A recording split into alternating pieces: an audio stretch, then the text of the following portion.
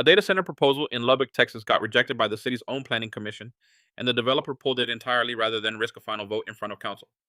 The project came from Texas Solarworks, requesting a zoning change on 936 acres off Northeast Loop 289, converting land currently zoned for single-family homes into general industrial use for a hyperscale data center.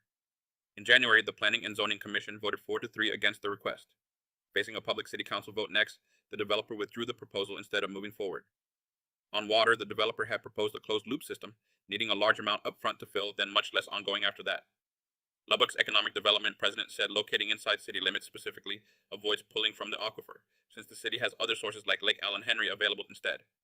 On power, the project would have needed major new transmission lines connecting to ERCOT, plus a mix of solar and gas generation, arriving right as Lubbock finished shifting its residents onto the open commercial electricity market in 2024, a change tied to rising residential rates. The strongest opposition came from the North and East Lubbock Coalition and the local NAACP chapter, who pointed out the site sits in an area shaped by decades of industrial zoning tied to historic racial redlining, adding yet another layer of industrial development to a neighborhood that's already absorbed more than its share. City leaders say this isn't the last data center Lubbock will consider. Economic development officials have said there are more than a dozen other prospects worth roughly $25 billion combined that the city hasn't pursued specifically because they'd use too much water. Does a neighborhood's zoning history change how you view a project like this?